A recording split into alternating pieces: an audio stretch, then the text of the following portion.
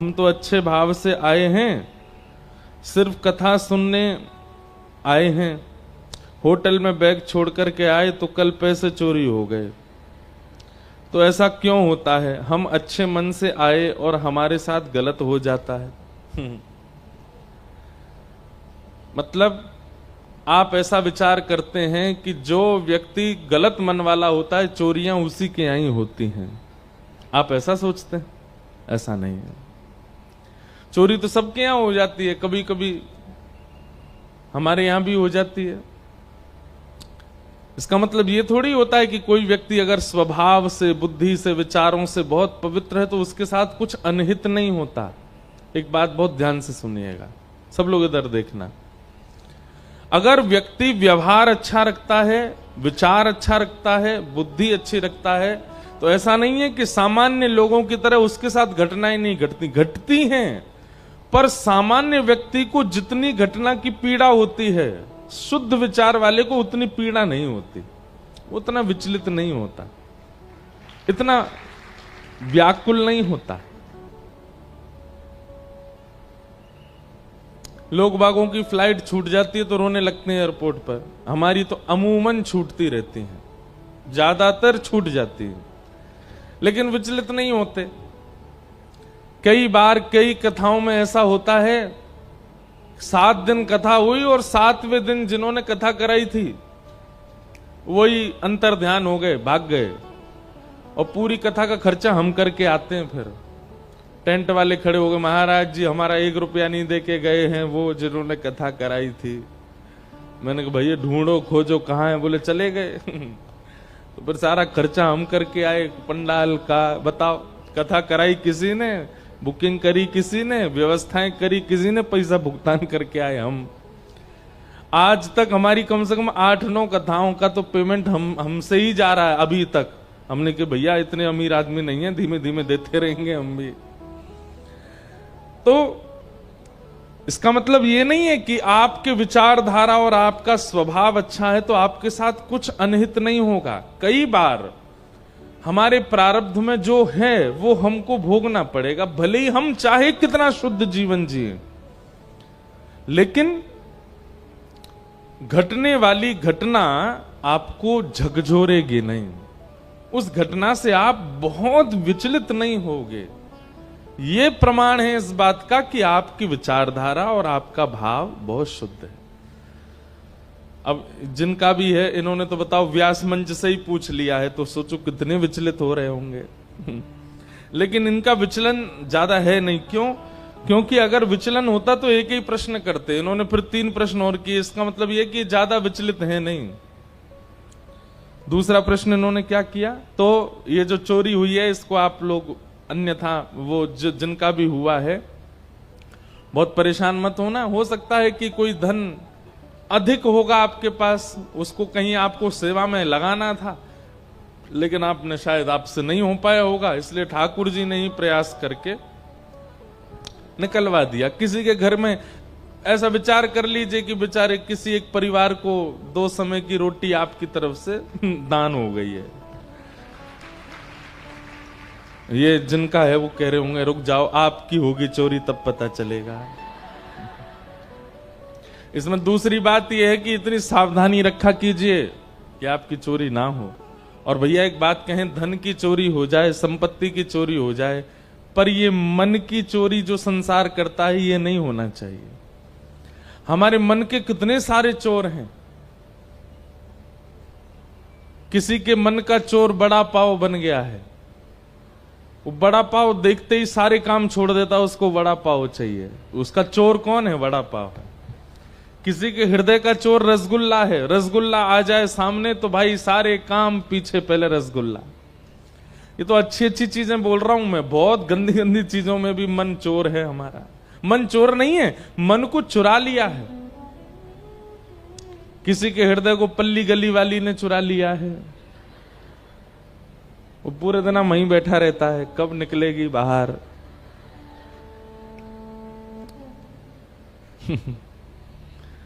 मन का चोर, ये धन चोरी हो जाए, संपत्ति चोरी हो जाए, थोड़ी थोड़ी ये सब हो तो इतना विचलित नहीं होना, पर हमारा मन कोई और ना चुरा ले, मन को तो केवल चित चोर चुरावे, मन को तो केवल हमारे ठाकुर जी चुरावे, और कोई नहीं। इसकी चिंता रखिएगा। और ये जो भी धन आपका अगर ज्यादा ही धन चला गया है तो आप कथा के बाद जो आयोजक हैं उनको बता देना, अगर उनकी योग्यता होगी तो थोड़ा बहुत व्यास मंच से आपको दे देंगे। इसका मतलब ये नहीं 100 लोग आ जाए बोला हमारी भी हुई है चोरी, दो। दूसरा प्रश्न है आपका, और अभी वृंदावन से लौटे हैं। अब देखो आप ज्यादा विचलित नहीं हो, इसीलिए आपने तुरंत दूसरे प्रश्न में कितनी भावुक बात कही। अभी वृंदावन से लौटे हैं और जैसे ही केलीकुंज वाले महाराज जी को देखा तो धड़कन तेज हो गई। ऐसा लग रहा था कहीं बेहोश ना हो जाएं, और मन में पद गाए जा रही थी जो आप हमेशा गाते हैं। आज भी थोड़ा समय मिले तो गा दीजिएगा। कई जन्मों से बुला रहे हैं, और ये पद गाते गाते ऐसा लग रहा था अब इस जीवन में कुछ बाकी नहीं रहा, अत यहां प्राण भी निकल जाए तो कोई गम नहीं है। देखो ये भाव की शुद्धता है। किसी वैष्णव को देख करके, किसी महापुरुष का दर्शन करके, किसी ब्रजवासी का दर्शन करके, और कोई नहीं है, केवल उसके माथे पर तिलक लगा है, वैष्णव भाव है, उसका दर्शन करके आपके चित्त में बहुत प्रेम उमड़ने लग जाए तो समझ जाओ ठाकुर जी आपको स्वीकार कर चुके हैं। इसीलिए ऐसा होता है। हमारे भक्तमाल में एक भक्त की कथा आती है, श्री मधुकर शाह जी। मध्य प्रदेश में एक स्थान है ओरछा। ओरछा में राम राजा सरकार का मंदिर है। आप लोगों के यहां से मध्य प्रदेश थोड़ी दूर है, ज्यादा दूर नहीं है। वहीं मध्य प्रदेश में उत्तर प्रदेश बॉर्डर के पास में, झांसी के पास में ओरछा राम राजा सरकार, वहां के राजा थे श्री मधुकर शाह।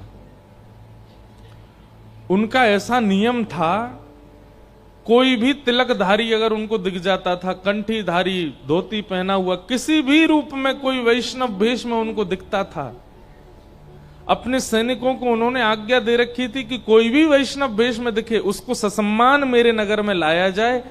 उसको माला पहनाते, तिलक करते, आरती करते, दक्षिणा देते। अपरिचित, जानते ही नहीं है, फिर भी क्यों? क्योंकि तुमने कंठी पहनी है, तुमने तिलक लगाया है, तुमने धोती पहनी है, तुम ठाकुर जी के भेष में घूम रहे हो, इसलिए। ऐसे थे श्री मधुकर शाह जी। एक बार मनचले लोगों ने गधे को पकड़ के उसको तिलक लगा दिया और उसके गले में कंठी माला पहना दी और उसको ओरछा के मार्ग में छोड़ दिया। बोले ये मधुकर शाह राजा जो है, ये बहुत अपने आप को तिलकधारियों को प्रणाम करना, कंठी वालों को प्रणाम करना, ये बहुत अपने आप को बहुत विशिष्ट दिखाता है, इसको प्रणाम करके दिखाए तो माने हम। ये कहता है तिलकधारी कोई भी हो मैं सबको वंदन करूंगा, तो लोग गधा आ रहा है तिलकधारी। मधुकर शाह ने अपनी ओरछा के परकोटे में सैनिक बैठा रखे थे, और जगह के राजा तो सैनिकों को धनुष बाण लेके बैठाते थे कि कोई आक्रमणकारी आए तो मार देना। लेकिन मधुकर शाह ने पूजा की थाल, माला और दक्षिणा लेकर के बैठा रखे थे। कोई भी संत अगर ओरछा के बाहर से निकले, उनको रोक करके पूछना, अगर अवसर हो तो भीतर लाना, नहीं तो तुम ही लोग वहीं से तिलक, माला और दक्षिणा देकर के विदा कर देना। जैसे ही गधे को आते देखा, तिलक लगा था उसके चेहरे पे, तो जितने सैनिक थे वो थोड़े से घबरा गए। बोले राजा की तो आज्ञा है कि तिलकधारी, कंठीधारी कोई दिखे उसको प्रणाम करना है, अभी गधे को कैसे प्रणाम करें। सैनिक गए मधुकर शाह राजा के पास और कहा, राजन आज एक आश्चर्य हुआ है। बोले क्या? और दिन तो मानव तिलक लगा करके आते हैं, कंठी पहन के आते हैं तो हम उनको प्रणाम करते हैं, पर आज एक ऐसा जीव तिलक लगा करके आया कि हम सोच रहे हैं प्रणाम करें कि नहीं। मधुकर शाह बोला कौन है? बोले आप खुद ही चल के देखो। बाहर आकर के देखा तो एक गधा घूम रहा था, घास खा रहा था, उसके तिलक लगा था, गले में कंठी माला थी। मधुकर शाह के नेत्र सजल हो गए, आनंदित हो गया और अपने सैनिकों से बोला, अरे तुमने प्रणाम क्यों नहीं किया? बोले कि महाराज ये तो गधा है। अरे गधा नहीं है तो? बोले आज तक हमने 2 पैर वाले वैष्णव देखे थे, आज 4 पैर वाला वैष्णव आया है, प्रणाम करो इसको। और मधुकर शाह ने अपने सैनिकों सहित प्रणाम किया उस गधे को।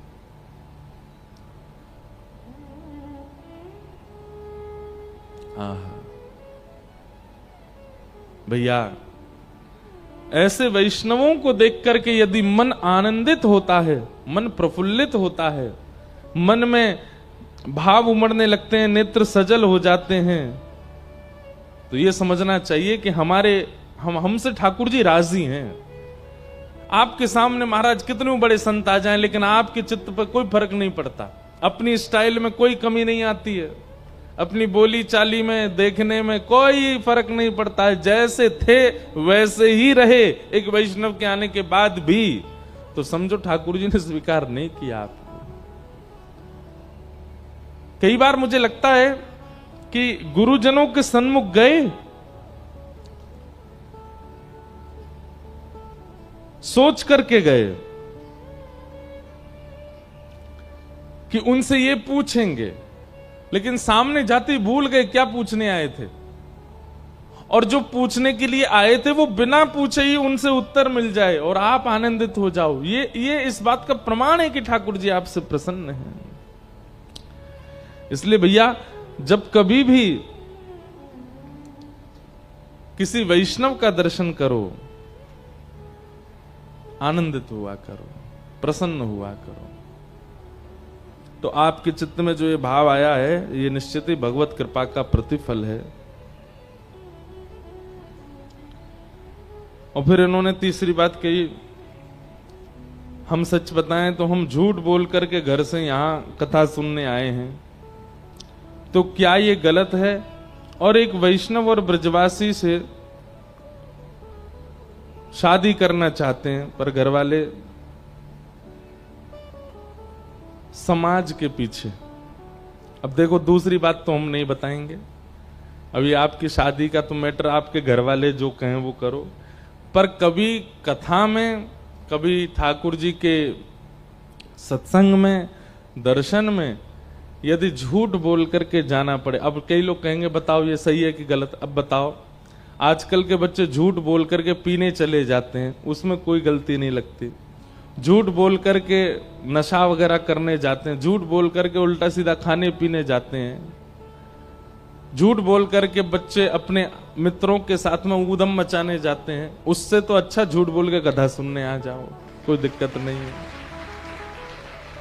लेकिन एक बात याद रखिएगा, कभी ना कभी जब लगे कि माहौल ठंडा है घर का, तो बता देना कि आपको पता है तब हम ऐसे ऐसे बोले थे, तब हम कथा सुनने गए थे। क्योंकि आपका कथा सुनने के पीछे उद्देश्य कृष्ण प्रेम है, और उसमें यदि आपको थोड़ा ऐसा लगता है कि हम कुछ कह दें, तो इसमें कोई दिक्कत नहीं है, इसमें कोई अभिप्राय नहीं है। तो ऐसे आपके भाव हैं, अगली बार से ध्यान रखना चोरी ना हो जाए। फिर किन्हीं का प्रश्न है, हमारे घर में कई बार उपहार में भगवान के विग्रह मिलते हैं, पर वह बहुत सुंदर होते हैं, उन्हें ना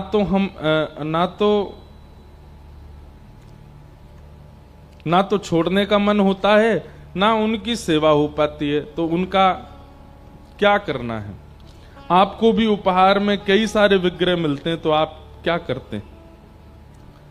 देखिए, पहली बात, हमें तो जितने मिलते हैं हम तो बांट देते हैं। हमारे पास लोग ही इतने आते हैं, एक देके गया, कोई दूसरा तीसरा आता है तो उसको हम दे देते हैं, और कोई हमको बहुत ज्यादा ही भा जाते हैं तो फिर उनको हम भी ले जाते हैं। अपने किसी प्रिय को, जिस पर विश्वास होता है कि ये संभाल के रखेगा, उसको दे देते हैं, जो ले जाते हैं साथ में। क्योंकि इतने सारे स्वरूपों को व्यवस्थित करना बहुत मुश्किल हो जाता है।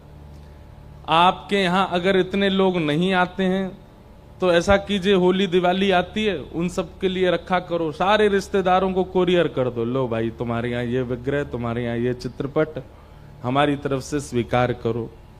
ठाकुर जी का स्वरूप है, अगर सेवा हो सके तो घर में करो, नहीं हो सके तो उनको अपने किसी प्रियों को भेज दो, भेंट कर दो, जहां पर वो प्रेम से विराजमान रहे।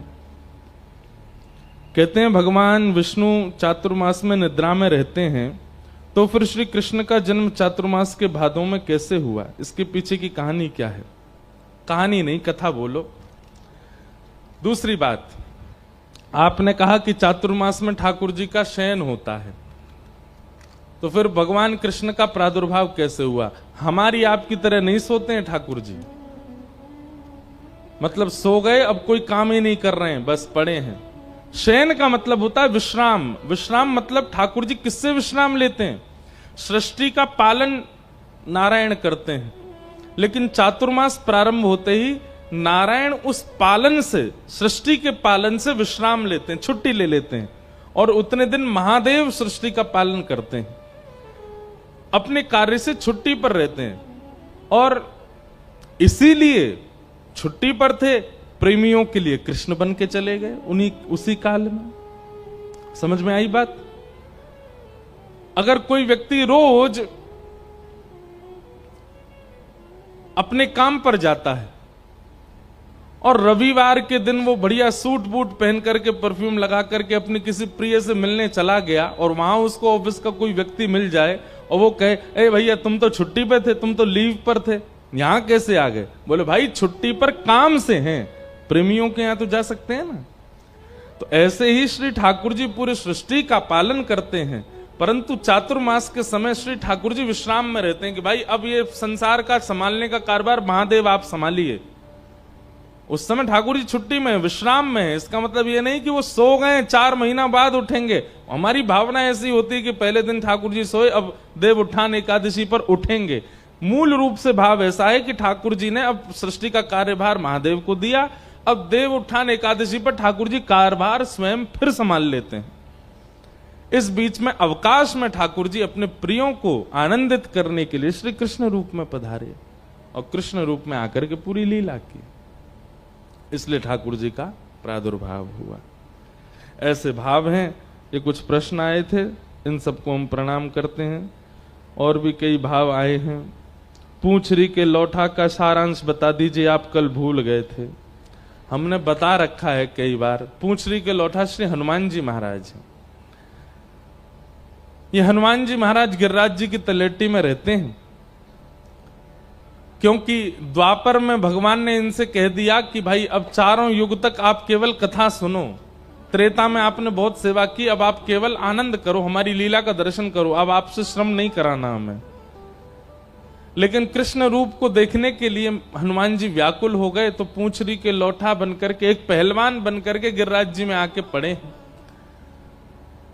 ठाकुर जी अपनी गैया चराने रोज गिरिराज जी जाते हैं, और वहां गिरिराज जी में श्री ठाकुर जी ने जैसे ही देखा कि एक पहलवान पड़ा है, तो ठाकुर जी ने जाकर के कही, बाबा तुम खूब पहलवान हो, हम पे राक्षस आक्रमण करते ही रहते हैं, अगर आप कृपा करो हमको पहलवानी सिखा दो। तो ये पूंछरी के लौठा हनुमान जी ठाकुर जी को पहलवानी सिखाते हैं।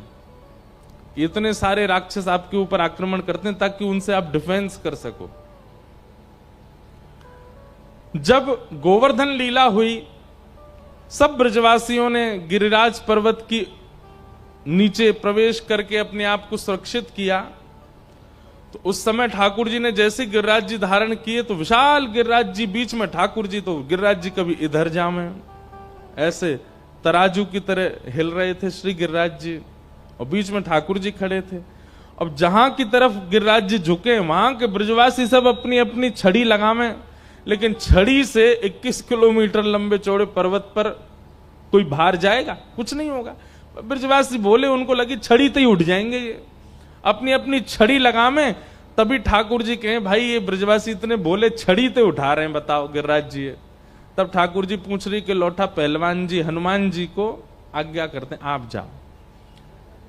और तब श्री हनुमान जी महाराज दौड़ करके आते हैं, और आकर के सब ब्रजवासियों के साथ वे भी अपना बल लगाते हैं कि गिरिराज जी ऊपर हों।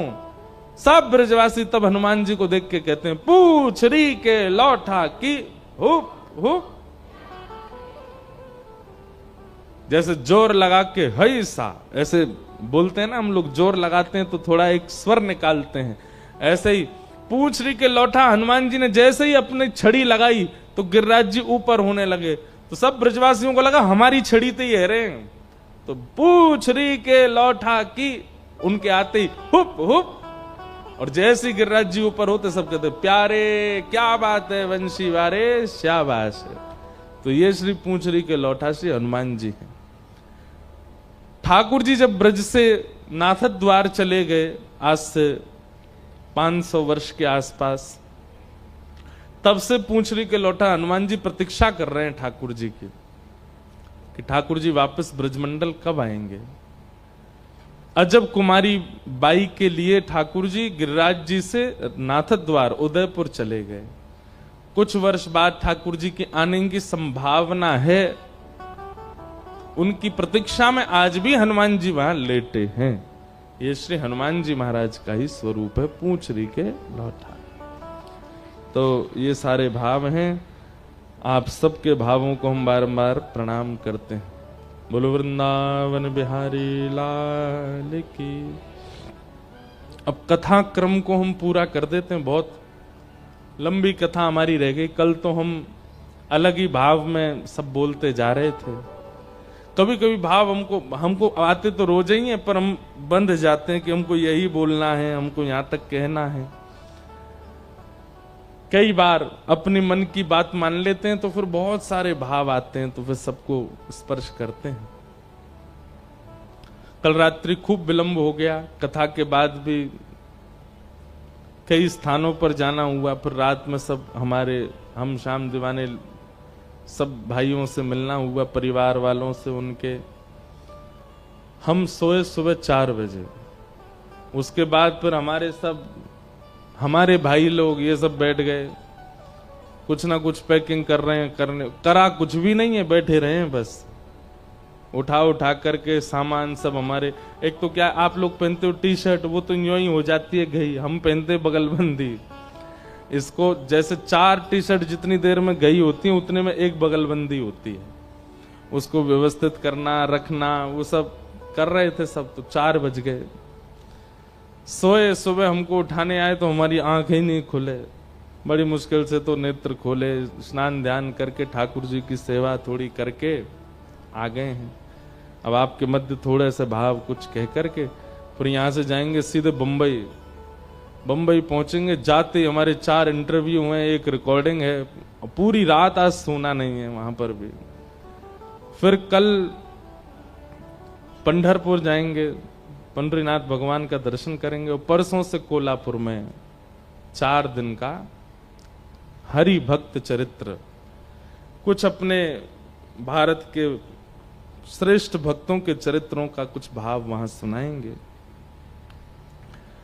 तो हमारा तो जीवन ऐसे ही कर दिया। हमारे ठाकुर जी ने कान पकड़ लिए हमारे और कह रहे हैं तो पे और कोई काम नहीं है, तू 24 घंटा केवल मेरो ही भजन करतो रहे, मेरी कथा सुना, मेरी बात कर, मेरे ही संग बैठो रहे। हमको सोने भी नहीं दे रहे हैं लाल जी की, नहीं तू तो केवल मेरो चिंतन कर। ये सौभाग्य है हमारा कि हम पे और कोई काम है ही नहीं है। हम केवल ठाकुर जी का नाम गाते रहते हैं, कथा सुनाते रहते हैं, उन्हीं की बातें करते रहते हैं। ये आनंद है। इसीलिए विश्राम ना मिलने पर भी ज्यादा विचलित नहीं होते, प्रसन्न रहते हैं। कम से कम संसार के लिए तो समय नहीं है ना। अब 2-2, 2.5, 4-4 महीने हो जाते हैं, घर वालों से मिल नहीं पाते, फोन पे ही बात होती है बस। लेकिन कम से कम भोग वृत्ति से तो नहीं घूम रहे ना दुनिया में, भोग तो नहीं कर रहे ना, ठाकुर जी का नाम ही गा रहे हैं। इसलिए अच्छा है, जब तक प्राण है, जब तक युवा अवस्था है, जब तक कर पा रहे हैं। सबकी एक समय की अवधि होती है, हमारे समय की अवधि पता नहीं कब तक है। तब तक हरि नाम में ही ये जीवन निकल जाए, बस यही हमारा भाव है। हरि नाम लेने वाला, हरि नाम लेने वाला, हरि नाम गाने वाला, हरि नाम गाने वाला, हरि का है प्यारा, हरि का भजन करो, हरि है हमारा,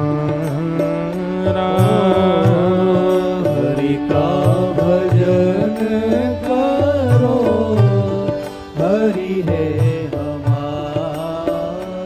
ओ हरि का भजन करो, हरि है हमारा। हरि का भजन करो, गाओ सब लोग। हरि है हमारा। हे हरि नाम लेने वाला,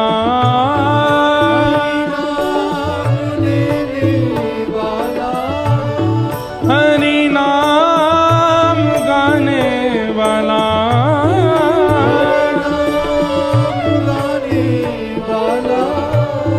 हरि का है प्यारा,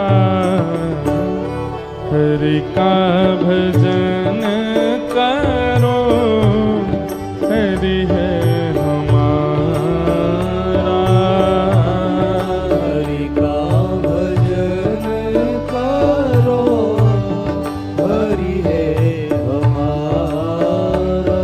हे कोई कहे राधे श्याम, कोई कहे सीताराम, कोई कहे राधे श्याम, कोई कहे सीताराम। कोई कहे राधे श्याम, कोई कहे सीताराम।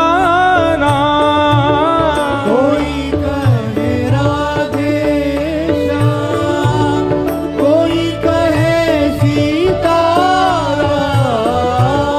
कोई गिरधर गोपाल, कोई राधा माधव लाल। कोई गिरधर गोपाल, कोई राधा माधव लाल। यही हरि दीन बंधु, यही हरि दीन बंधु, यही हरि करुणा सिंधु। यही हरि करुणा सिंधु। नमो बारंबार, हरि का भजन करो, हरि है हमारा। हरि का भजन करो, हरि है हमारा। ओ हरि का भजन करो, हरि है हमारा। हरि का भजन करो, हरि है हमारा। हे हरि नाम लेने वाला, नाम लेने वाला, हरि नाम गाने वाला, हरि नाम गाने वाला। ओ हरि का है प्यारा, हरि का भजन करो, हरि है हमारा। हरि का भजन करो, हरि श्री पंडरीनाथ भगवान की जय हो।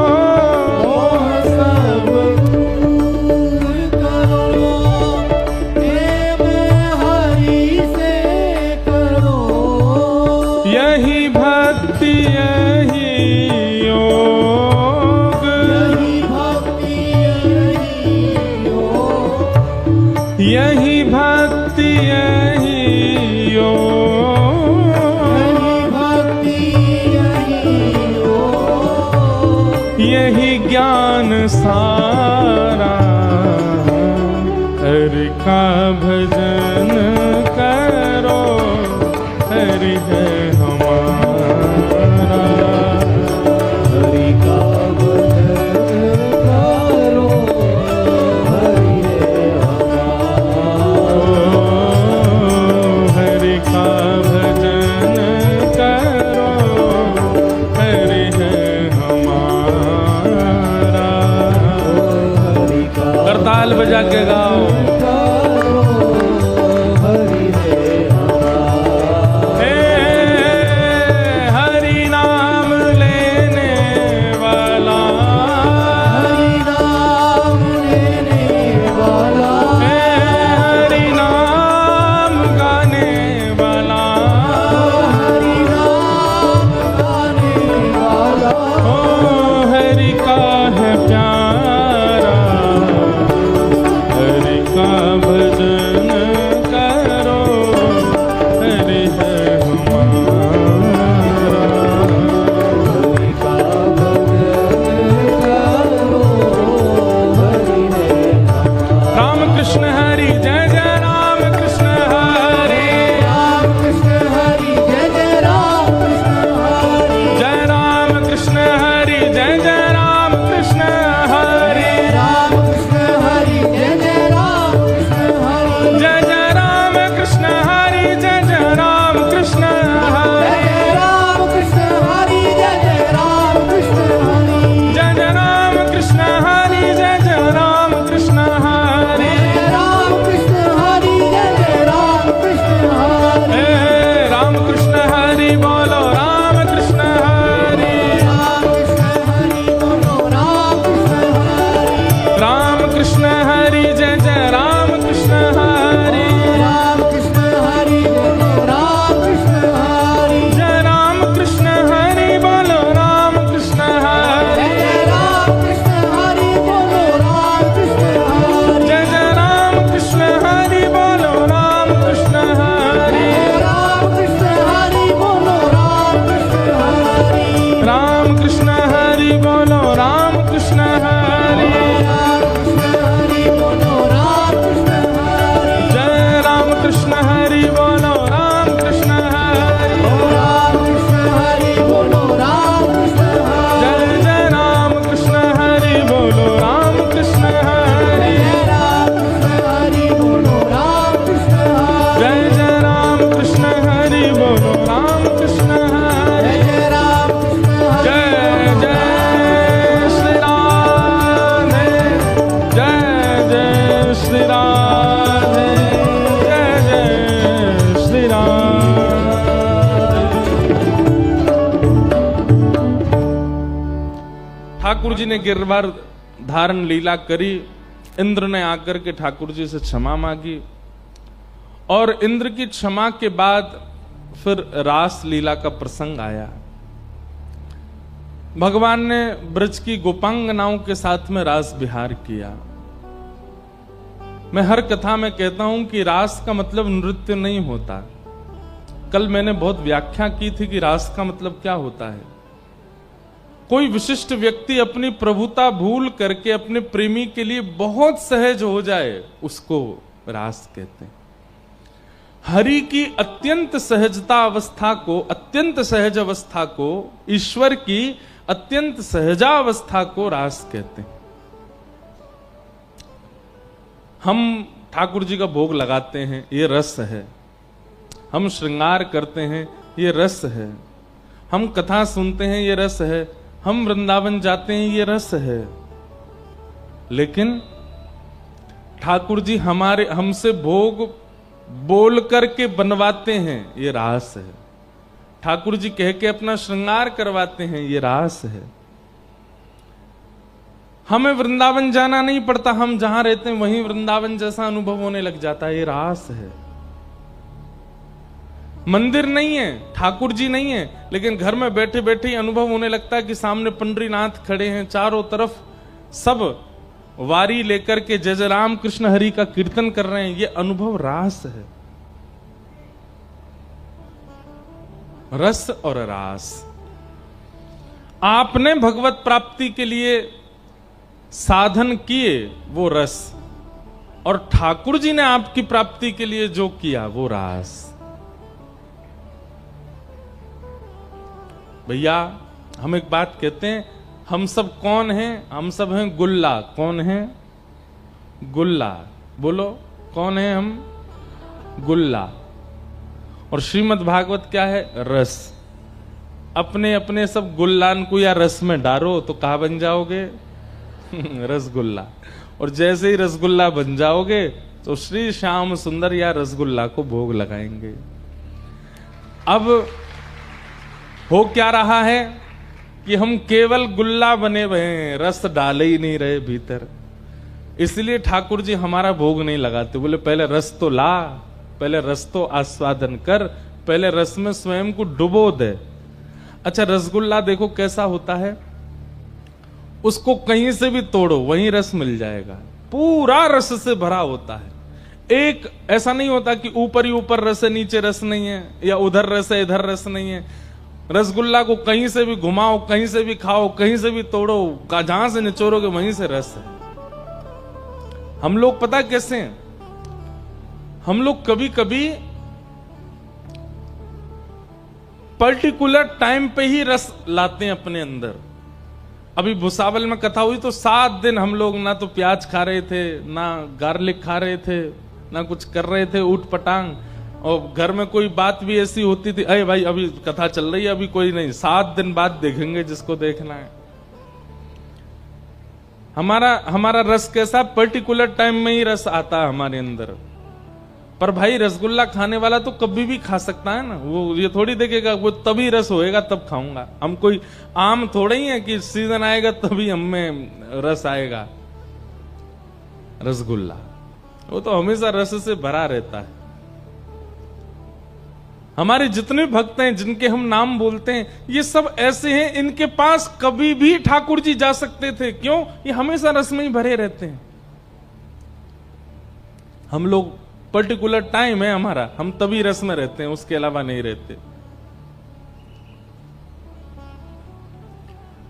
जिस दिन इस भागवत रूपी रस के अपने रोम रोम में इस रस को पिरो लोगे और 24 घंटा फिर रस में ही रहोगे, तो एक दिन रास बिहारी आकर के आपके रस को चखेंगे। वही है रास, वही है रास।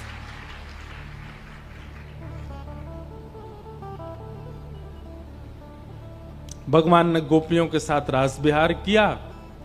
देवादिदेव महादेव भी पधारे गोपी बनकर के। बोल गोपेश्वर महादेव की। और ब्रज वृंदावन में सुंदर रास हुआ। रास के अंतर्गत गोपियों में थोड़ा सा मान आ गया। मान कैसे आ गया? हम बड़ी सुंदर हैं और हमारे रूप पर देखो त्रिभुवन नायक रीझ गए हैं, इसलिए हमारे साथ रास कर रहे हैं।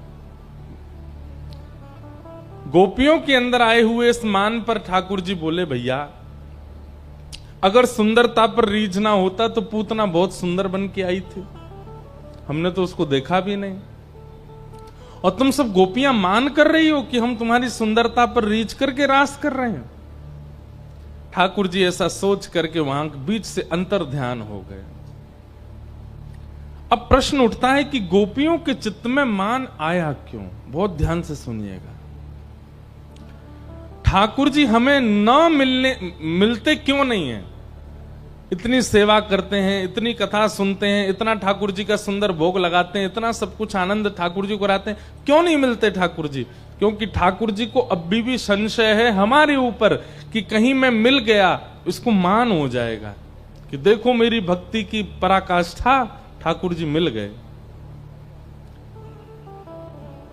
अरे महाराज, ठाकुर जी मिलना तो बहुत दूर की बात, कोई व्यक्ति 7 दिन नियमित रूप से अगर कथा सुन लेता है ना तो उसको मान हो जाता। बोले एक दिन भी मैंने नागा नहीं किया, महाराज जी से पहले आ जाता था कथा में, और महाराज जी जाते उसके बाद जाता था कथा से। और भली चलाई कई लोग तो व्रत और कर लेते हैं, कथा में भी फलाहार करते हैं 7 दिन, फलाहार करते हैं, जमीन पे सोते हैं, तो उनको और ज्यादा मान हो जाता है। वो बात बात पे यही बताते रहते हैं, बोले कथा तो सब भुसावल वालों ने सुनी, पर मेरी जैसी नहीं सुनी होगी। फलाहार करके नीचे जमीन में सो के कथा सुनता था मैं। हमको इतनी सी बात पे मान हो जाता है कि हमने कथा सुनी तो ठाकुर जी मिल गए तो फिर भैया सबसे, आज तो सोशल मीडिया का जमाना है, आज ठाकुर जी मिलेंगे सबसे पहले हम कहेंगे बाकी बात बाद में होगी, पहले सेल्फी होगी। और सारे सोशल मीडियाओं पर डलेगी, देखो ठाकुर जी मुझसे मिले। आजकल हमारी स्थिति ऐसी है, कोई व्यक्ति कितना भी रोता हुआ दिखता ना, हमको महाराज जी से मिलना है। मैंने किया, हमको पता है क्यों मिलना, आओ कैमरा निकालो, फोटो खींचो। और फोटो खींचते ही वो ठीक हो जाता है, जाओ, हमें पता है कि इसीलिए हो। तो आजकल तो ऐसा जमाना और है, आदमी को अगर ठाकुर जी चुपचाप भुसावल में मिलकर के चले गए, रात में मानो ठाकुर जी आए, आपको सोते हुए को उठा, ए देख तेरी भक्ति से प्रसन्न होकर मैं आया हूं, चल अब मेरे साथ बैठ। और आप उस समय ठाकुर जी के संग बैठे और ठाकुर जी थोड़ी देर बाद चले गए, तो आप रोने लग जाओगे, ठाकुर जी मैं किसी को बता तो पाया ही नहीं कि आप मिले मुझे, और अगर बोल के बताऊंगा तो कोई मानेगा नहीं, प्रमाण मुझ पे है नहीं। ठाकुर जी कहेंगे बताना क्यों? बोले अरे आपको नहीं पता, बिना बताए तो काम चलेगा ही नहीं ना।